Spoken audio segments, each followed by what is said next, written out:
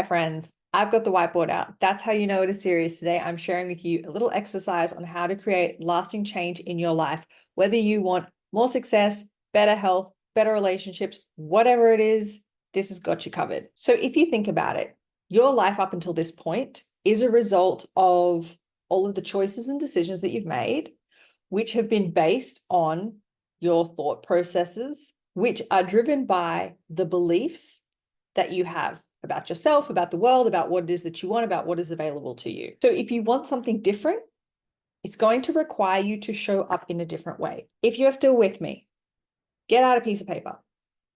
You're going to draw 3 columns. So in the first column, at the top, you're going to write beliefs, second column, thoughts, third column, behaviors.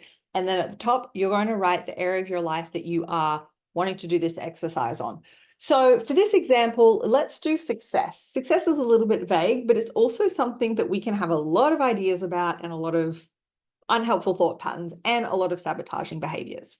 So when I say success, whatever success means to you, and we'll drill down a little bit in a moment. But then you're going to write down everything that you believe about this thing. So about the kinds of people that are successful, about what it will take to be successful, about whether it is available to you, about people that are successful that you know, about what you are going to do to be successful, about what success means to you, and also your experience of success. Then you're going to write down your thoughts. So the difference between beliefs and thoughts, beliefs are like the root belief, and then our thoughts tend to be the sort of day-to-day narration that are fed off of the beliefs.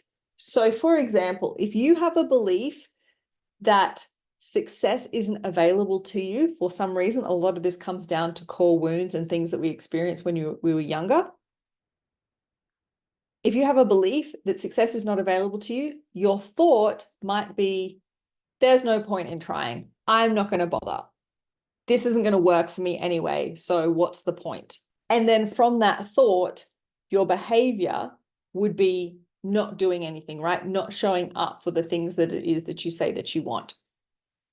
So you can see how the beliefs feed the thoughts, which feed the behaviors. So write all of the beliefs, all of the thoughts, and all of the behaviors that you engage in this table.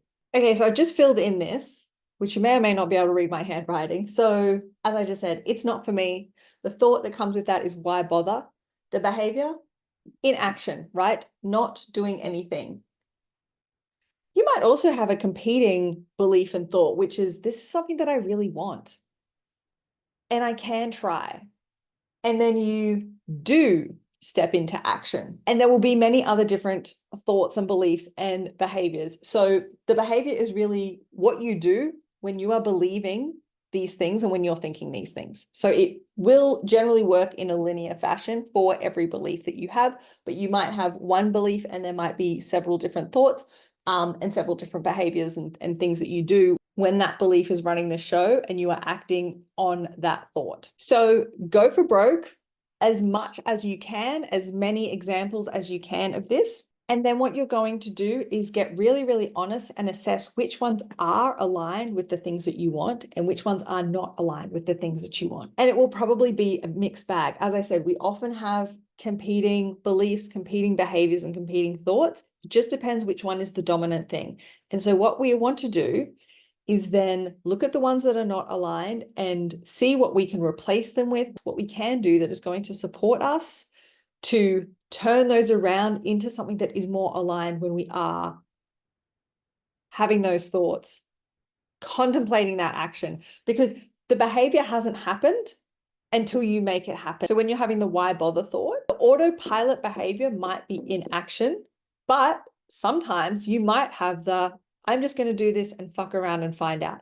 And so what we want to have is more of the doing and less of the not doing. This is not about being perfect. This is not about being that person 100% of the time, but we're wanting to flip so that that is the majority of your behaviors and your thoughts and your beliefs. because this is about shifting your identity into the person that has all of the things that you want to have. Because if you were in that identity, then you would already have them. Okay, so this is simple, but it's super, super powerful because it is, as I said, about aligning your identity with the things that you want and who you need to be in order to get them. Because a lot of the time, it's just a concept, right? I want this, I want that, I want to be nicer to my partner, I want to be more healthy, I want to lose weight, blah, blah, blah. But they're kind of just wishes, right? Until we actually get really clear and really honest with ourselves about what we need to do to bring that into fruition and what are the choices and actions that we are making. Okay, I think that is everything that I had to say. I would love to know in the comments what it is that you're working on.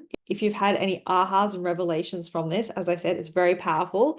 And give me a like and subscribe if you want to see more content like this. I'm sending you so much love, and I will see you next time.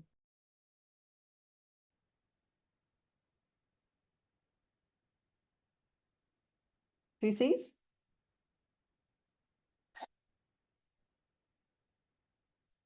I think I need to look that up.